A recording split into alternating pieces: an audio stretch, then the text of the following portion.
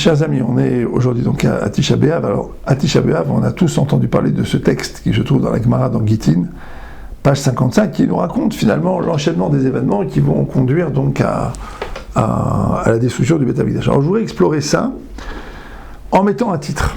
D'accord. Ce titre ici, il s'appelle ce qu'on appelle le hébreu Shikul Hadat, c'est-à-dire finalement capacité de raisonnement. On va dire comme ça. On va le traduire comme ça pour l'instant, vous allez comprendre pourquoi.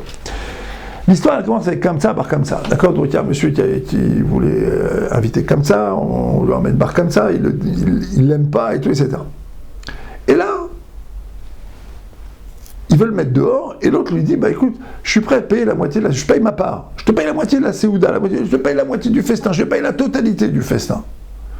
D'accord. À ce moment-là, le type, il peut réfléchir.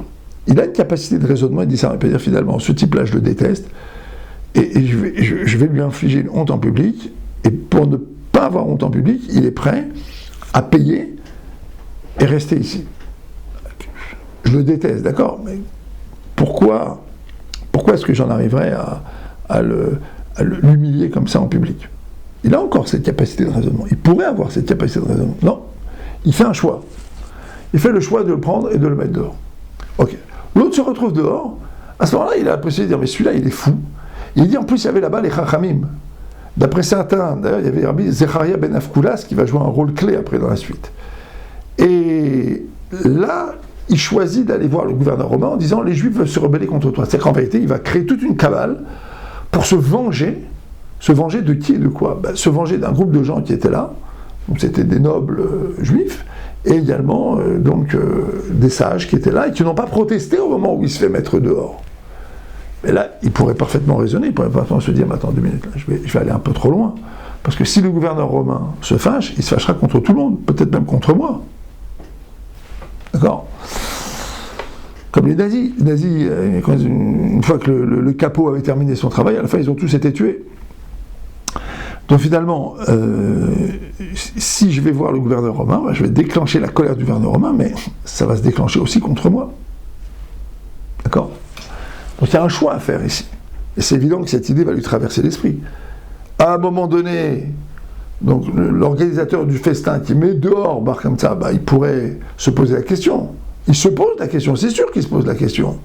Mais il est pris par la haine. Et celui qui est mis dehors, à un moment donné, il se pose la question, pourquoi déclencher une telle bagarre? Pourquoi déclencher une telle haine? Les Romains, ils vont tuer tout le monde. Il peut le penser, il peut y réfléchir. Bon. Ensuite, après, il va amener un sacrifice. Alors, le gouverneur romain lui dit, prouve-moi que les Juifs veulent se rebeller contre moi. Il dit, donne-moi un animal. On va l'emmener en sacrifice. On va voir si les Juifs acceptent le sacrifice au temple en l'honneur donc des Romains. C'est bien. Mais s'il n'accepte pas, ça veut dire qu'il veut se rebeller contre toi. En route, quand l'animal il lui fait un défaut, certains disent sur la bouche, certains disent sur les yeux, ce qui n'est pas sans résonance avec les problèmes de cette génération, où en fait, on disait du lachana, on s'exprimait salement les uns sur les autres, et on regardait les autres salement. D'accord? Donc à la fois le regard, le jugement, la parole étaient complètement colonisés par des forces destructrices. Alors il va faire un défaut sur le sacrifice, et donc quand il le présente, Rabbi Zecharia ben Afkulas va dire, non, on ne peut pas accepter ce sacrifice, il y a un défaut. Alors les gens lui disent, mais non, mais c'est le roi, c'est le gouverneur romain qui l'a envoyé, il mipnei à shalom, pour le shalom tu peux le... Là, Rabbi Zecharia ben Afkulas, il doit faire marcher sa machine à discernement, là c'est celle des sages. Et on ne peut pas, parce que si jamais on sacrifie cet animal, on dira que pour le shalom, on a le droit de sacrifier des animaux qui ont un défaut. Alors, les gens diront, peut-être on va le tuer. Elle dit non, parce que les gens vont penser qu'on peut tuer quelqu'un qui amène un sacrifice sur lequel il y a un défaut, qui se bloque des deux côtés. Alors, les commentateurs, les Mefarshim, ils disent qu'en vérité, Rabbi Zecharia ben Afkulas, il savait que le gouverneur romain allait se mettre en colère, mais il était prêt, lui, à mourir pour tout le monde. C'est-à-dire qu'il était prêt à se retrouver, lui, devant le gouverneur romain, en disant, c'est moi qui ai empêché le sacrifice. C'est pas les autres, tu peux laisser les autres tranquilles, il n'y a pas de rébellion ici, c'est moi et c'est pour des raisons religieuses. Et donc il aurait été tué en quelque sorte par le gouverneur romain. Sauf que ça n'est pas ce qui s'est passé. Le gouverneur romain, quand il a entendu qu'on n'acceptait pas son sacrifice, il a donc compris que les Juifs partaient en guerre contre lui, et donc il s'est mis en guerre contre les Juifs, et la bataille de Jérusalem a commencé. Rabbi Yochanan ben Zakkai, la même chose. Rabbi Yochanan ben Zakkai, dans le même texte, ici on nous raconte que Rabbi Yochanan ben Zakkai va réussir à franchir les murailles, se retrouver devant Vespasien, Et là, il va commencer à négocier avec Vespasien. Et tout le monde pose la question, la Gemara pose la question, pourquoi tu ne demandes pas que le Beth Amikdash ne soit pas détruit? Tu vas demander la ville de Yavne, tu vas demander que Rabbi Tzadok soit soigné. Pourquoi tu ne demandes pas, là, tout simplement que le Beth Amikdash soit épargné? Mais Shif Chachamim Achor, Hachem il est là, c'est lui qui fait parler les Chachamim. Bedat Amisakel, c'est terminé. C'est Hachem qui décide de la manière dont les gens vont s'exprimer. C'est Hachem qui a fait marcher la tête en quelque sorte de Rabbi Yochanan ben Zakkai. Donc on voit que Rabbi Yochanan ben Zakkai, il a un certain shikul hadat, il a une certaine manière de penser, de réfléchir, mais Hachem il en a une autre, et c'est autre chose qui va sortir. Qu'est-ce qu'on voit au travers de cette ligne directrice dans le texte? On voit que les différents protagonistes de cette histoire sont en fait des gens qui réfléchissent. Maintenant, comment ils réfléchissent? Chacun réfléchit à partir de son système. Celui qui se fait expulser, il réfléchit à partir de sa haine, sa volonté de vengeance. Celui qui l'expulse, il raisonne à partir de sa haine. Le gouverneur romain, il réfléchit en gouverneur romain. C'est-à-dire quelqu'un qui veut mettre la main sur Jérusalem, quelqu'un qui veut mettre la main sur ces juifs-là et en terminer avec eux. Et Rabbi Yochanan ben Zakkai, il réfléchit comme quelqu'un qui veut sauver l'essentiel, la Torah. Parce que si la Torah est sauvée, le peuple juif continue. Chacun ici est pris dans un système. Et en fait, ce qui est intéressant, c'est que finalement, ce qui va se mettre en marche, c'est ce que Hachem veut. Hachem, il se tient à l'arrière des Chachamim, nous dit le Passouk, et c'est lui qui façonne en quelque sorte leur esprit, et en façonnant leur esprit, il façonne aussi leur langage. Et en fait, ce qu'on voit au travers de ça, c'est que ces personnages ne peuvent pas raisonner autrement que comme ils raisonnent. Quand, en fait, chacun est en quelque sorte pris dans son système, possédé par son système, emmené et géré par son système, et que, d'une certaine manière, il est enfermé dans son système. Alors, est-ce qu'on peut parler d'enfermement pour Rabbi Yochanan ben Zakkai? Oui et non. Non, parce que c'est le Gadolador, c'est le grand de la génération, il pense à sauver le peuple, mais oui, dans la mesure où il pense que ce sauvetage doit se faire d'une certaine manière. Et on voit que finalement Hachem intervient. Si Rabbi Yochanan ben Zakkai, d'après ce qu'on comprend du texte, si Hachem n'était pas intervenu sur Rabbi Yochanan ben Zakkai, il aurait demandé le Beth Amikdash. Hachem lui a en quelque sorte enlevé cette idée de la tête. Pourquoi? Parce que le Beth Amikdash devait être détruit. Pourquoi il devait être détruit? Quand Dieu s'adresse à Nabucodonosor, à Nebuchadnezzar, qui a détruit le premier temple, il dit Kemar Kachun Tachanta, la farine que tu as moulue, elle était déjà moulue, c'était fini, il n'y a plus rien. La Shrina, la présence divine, elle s'était complètement retirée. C'était fini. Comme c'est marqué dans l'Haftara de Shabbat Chazon, en Yeshaya, c'est fini. Hachem dit vos Shabbat, vos Rosh Chodesh, vos fêtes, pour moi, c'était un massacre kaved, je ne pouvais plus vous supporter. Vous veniez au Beth Amikdash, et de l'autre côté, vous étiez dans l'idolâtrie, dans le stupre, la fornication, le vol, le mensonge. Vous étiez complètement pris d'un côté par l'idolâtrie, de l'autre côté par le Beth Amikdash. Où est-ce que vous vous situez? C'est fini, vous aviez perdu tous les repères. Donc la Shrina, la présence divine, elle s'était retirée. La même chose sur le Beth Amikdash.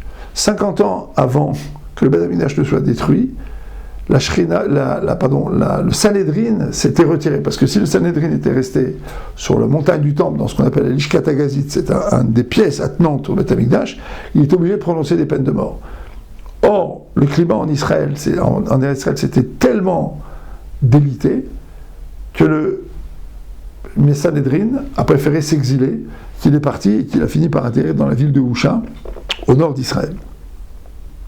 Donc en fait, la situation, elle était finalement que la Shrina, la présence divine, s'était complètement évaporée. Donc si la présence divine s'est complètement évaporée, la Shrina s'est complètement évaporée, donc le temple ne peut être que détruit. Et donc malgré les projets de chacun, un veut se venger, l'autre veut sauver le Beth Amikdash, et un troisième veut le détruire, ou en tout cas veut assujettir les Juifs, ce qui va se mettre en place, c'est ce que Hachem veut. Pourquoi? Parce que à ce moment-là, pour le tikkun, pour la réparation, pour la tchouva d'Am Israël, c'est ce qui doit se passer. Et la vraie question qui se pose, c'est comment on en est arrivé là? Alors on nous raconte l'histoire de Kamtseb. Il faut savoir que quand la ville de Jérusalem a été détruite, les habitants de la ville de Bétar se sont réjouis dans leur cœur. Pourquoi? Parce que les gens de Jérusalem, les Hiérosolomites, faisaient souvent signer des faux contrats, et ils arrivaient comme ça souvent à tromper les habitants de la ville de Bétar. Il y a beaucoup de gens de la ville de Bétar qui avaient vendu leur terrain en signant des contrats qui étaient des contrats arrangés par les gens de Jérusalem, et puis finalement, ils étaient perdants dans ces contrats. Et donc, quand Jérusalem a été détruite, dans leur cœur, ils se sont réjouis. Et quelques années plus tard, quelques dizaines d'années plus tard, c'est la ville de Béthar qui va être détruite, avec les conséquences qu'on connaît, 500 000 morts, et des cadavres qui vont rester donc empilés les uns sur les autres pendant des années, jusqu'au moment où les Romains vont donner la permission de les enterrer. Et le grand miracle, qu'on célèbre dans le 4e chapitre du Birkat Hamazon, c'est que les corps ne se sont pas décomposés. Donc en fait, ce qui se met en place, c'est ce qu'Hachem veut. Chacun va raisonner, mais finalement, chacun va faire ce que Hachem veut qu'il fasse, et finalement, chacun va être l'acteur d'un plan qui est voulu par Hachem. Au niveau de la macro-histoire, c'est-à-dire du déroulement de l'histoire du peuple juif et du déroulement de l'histoire de l'humanité, il n'y a pas de libre arbitre. Il y a un libre arbitre au niveau individuel. Il n'y a pas de libre arbitre au niveau collectif. Et à partir du moment où quelqu'un veut rentrer dans la gestion de l'histoire du peuple juif, ou la gestion de l'histoire de l'humanité, il n'a plus de libre arbitre. Il est entre les mains d'Hachem. Et en fait, ce que chacun va faire ici, c'est que chacun va raisonner, mais chacun est un acteur. Il y a cette dualité. Chacun raisonne, mais en vérité, il est entre les mains d'Hachem. Et donc, ce qui se joue ici, c'est effectivement la destruction du temple, mais c'est aussi la renaissance du peuple juif. Pourquoi ? Parce que le fait même que la colère d'Hachem, elle se soit versée sur des pierres et sur du bois, comme on le dit, et non pas sur le peuple juif lui-même, c'est-à-dire que le temple a été détruit, mais que le peuple juif ait pu survivre, ça a été finalement à la fois le tikkun, la réparation, le onesh, la punition, mais en même temps, ça a été la possibilité de rebondir dans l'histoire du peuple juif. L'histoire du peuple juif a pu rebondir à ce moment-là. Et c'est une donnée fondamentale qui est liée à toutes les époques de persécution, il y a toutes les époques dans lesquelles il y a du din, il y a de la rigueur sur Am Israël.